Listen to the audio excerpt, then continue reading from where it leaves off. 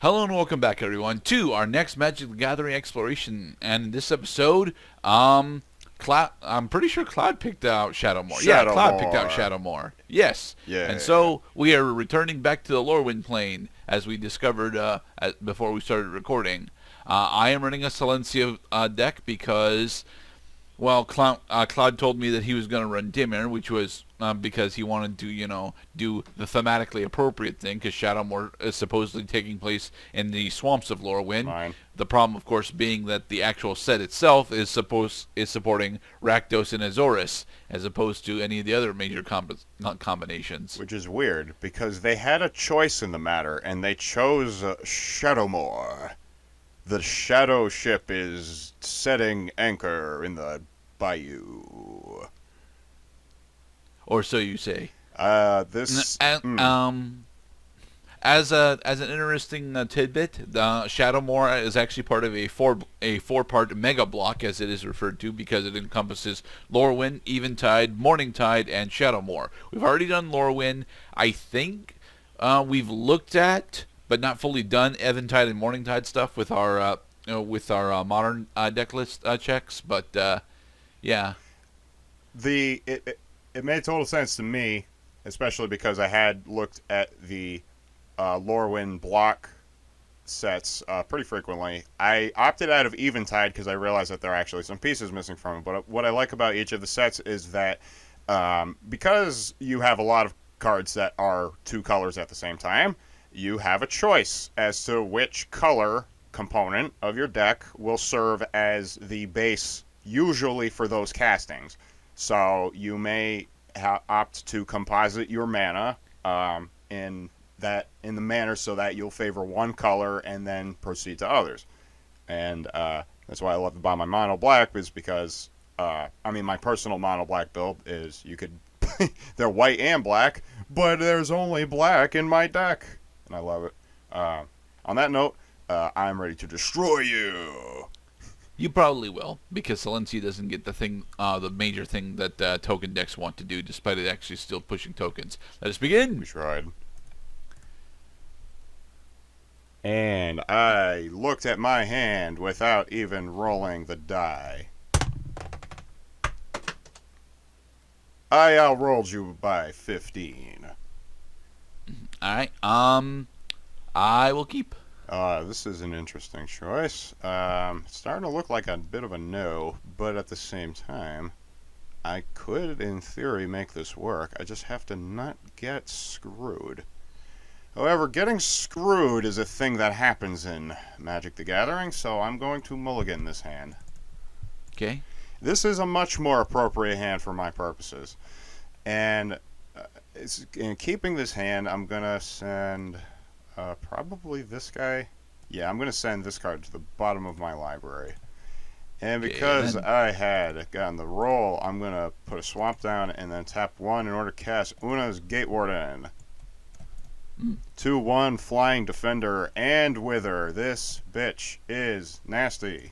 Turn is yours. Very nasty. All right, then. I'm going to start with a forest and then go with, my Rise the Redeemed. Rise the Redeemed. And with that, I will end. I like the low drop legendaries. It's weird because they're low drop, so you want to have lots of them. But the legendary, so you can only cast one at a time. It creates a weird balance. I'm going to put down un Inletto and tab dos para sig, River Cutthroat. Okay. At the end of the turn, if I hit you for 3 or more, I become more powerful than you could possibly imagine. Indeed. I will. All right, she's got Defender. I will wag my fins at you. All right, so I'm going to put down a forest, and then I will spend 2 in order to cast Wheel of Sun and Moon on to you. Uh-oh. If a card would be put into a chain player's graveyard, it's revealed and put on the bottom of that player's library. That is an inconvenience. We will see. Maybe. All right, and I will end. I can't remember how much graveyard interactivity I have in this particular build. I believe Rakdos is a little more hellbent on, pardon the pun, on getting cards in the graveyard in order to exploit opportunities late game. or even mid-game. Let's see. I have a Sig River Cutthroat, which is awesome, because now I'm going to tap 2 in order to cast a Scarscale Ritual. Okay, then. As an additional cost, because it is rather cheap, I must put a -1/-1 counter on target creature I control. Sig now has a -1/-1 counter, making him a 0/2, and I get to draw 2 cards. Alright, so Scarscale Ritual goes to the bottom of your library. Very nice. That means that if I had somehow shuffled my deck, by which there are options, that means I get to use it again. Awesome. I love drawing cards. Next, because I haven't made a land play yet, I'm going to put down a...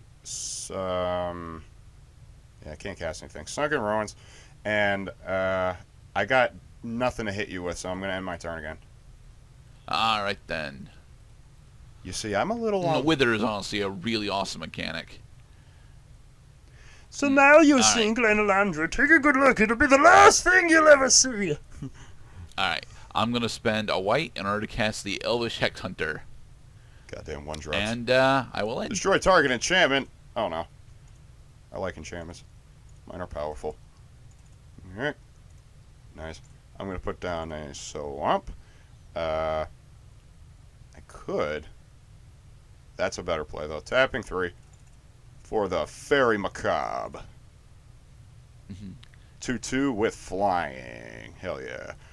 And I still ostensibly have nothing to hit you with, so I will end my turn. Okay, then. Alright, then. I'll put down a Plains, and then I will tap 4 to cast the Safe Hold Duo. Safe Hold Duo. Behold. Whenever you play a... Right. it's one of these guys. Yeah, I like these guys. Because you're supposed to play them in decks that have cards that run exactly the same color. Alright, and with that, I will end. All 2 of them. I say. Alright. Speeding up the development. It's still 2020 match. But things are about to get ridic. I'm going to tap 3 in order to beseech the Queen. Okay. I reveal a card from my deck that has converted mana costs of 5 or less, because 5 is the number of islands I control. I'm going to reveal the Gas Lord of Fugue. Okay, So then. this motherfucker goes in my hand. Beseech the Queen goes to the bottom of my deck. And then... nuts. Tap 1 in order to cast another Una's Gate Warden. Okay, then. And then during my combato, I'm going to fly over you for 2. Alright, and I'll take 2. First Blood. All glory to the then. Shadowmoor. Ooh. Unfortunately, I missed out on that. Okay, so I'm going to spend 4 in order to cast Heartmender. Heartmender. Do power and toughness. He would have an ability like that. Alright. What? And it has Persist. That's interesting. Alright, it gets Yes, +1/+1 and has Vigilance. Very nice. Okay, and so I'm going to swing at you for 5. Ooh, you're swinging at me with the Legendo. Swinging at me for 5? Okay. One of my Una's Gate Wardens is going to intercept Reese. Behold, and then I'll take 4. Okay, then. My Reese is sent to the graveyard. Your Gate Warden goes to the bottom of your library. Right. Which? Oh, it's the Wheel of Sun and Moon that's doing that. Okay, Una goes to the bottom.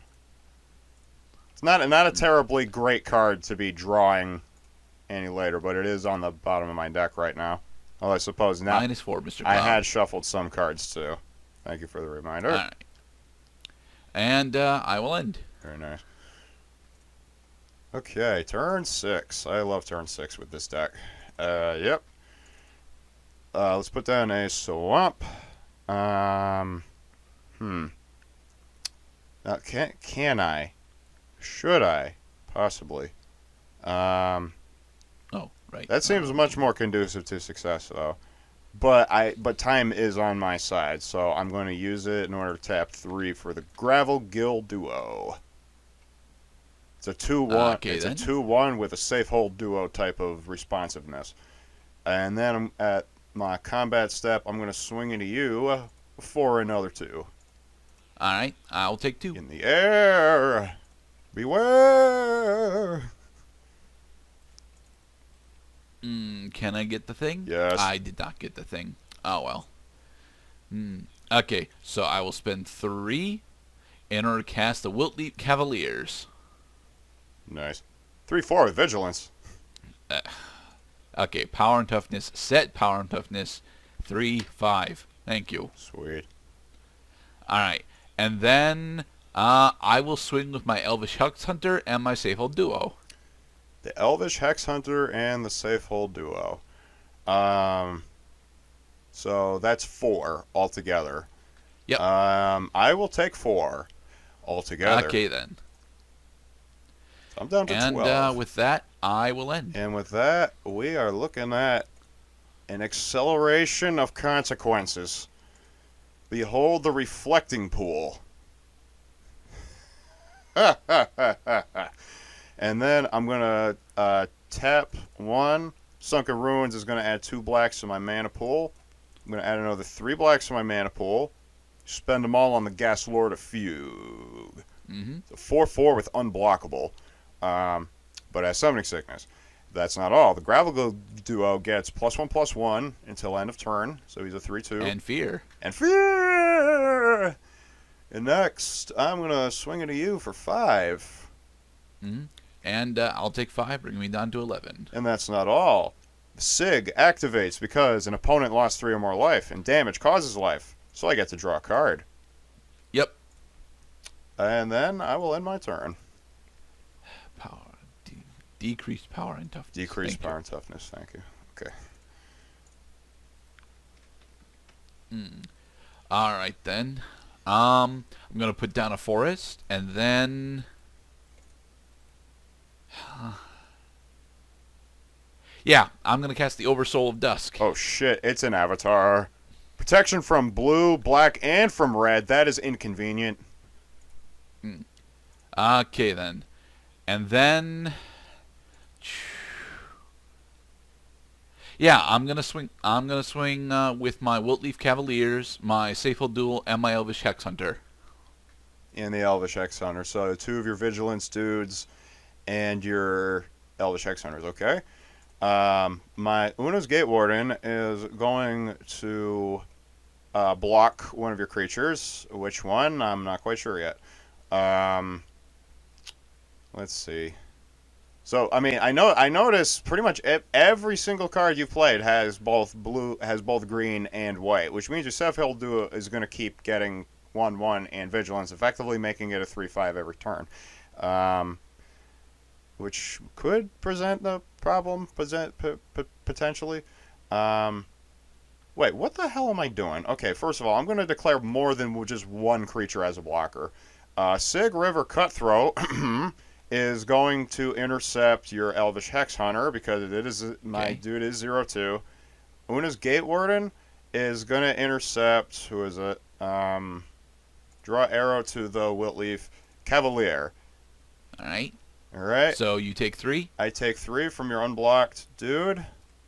And Una's Gate Warden is sent to the bottom of your library. Wiltleaf Cavaliers gains 2 -1/-1 counters.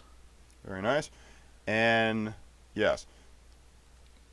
And with that, I will end. Holy shitballs. See, the problem with that Oversoul of Dusk is that there's only 1 card in my deck that could actually help me. However, an additional Sunken Ruins was not it. Let me see real quick. Okay. I'm going to tap CX. Where is it? These 3, 4, 5. Reflecting Pool. For Una, Queen of the Fae. Okay. It's a 5/5 with flying. And it has an ability that I can maybe use right now, potentially. Let me think. I mean, I don't really have any other plays right now, so I might as well. So I'm going to pay 1 and then kick 1 for X. Exile the top card of your library, sir. Roop. And it was, kitchen has been exiled. and it was a green card, and I was going to say green. let's because just I mean, I was pretty sure like one of two things was going to happen. It was either going to be a non-land or a colorless land, and it was not a colorless land, which means that the ability worked. And because I had exiled a card with one of your two colors, I put a 1/1 blue fairy rogue token creature on the battlefield. Yep. However, your Oversoul of Dusk is extremely problematic right now. But I still get to wing-a-ding the crap out of you. I'm going to swing to you with the Gas Lord and my Gravelgill Duo, which has +1/+1 and Fear! What else do I want to swing at you with? Goddamn Protection from Black. Okay, 2 in the air. And yeah, so that's a total of 9. Yep, and I'm down to 2. Holy shitballs. Okay, I will end my turn.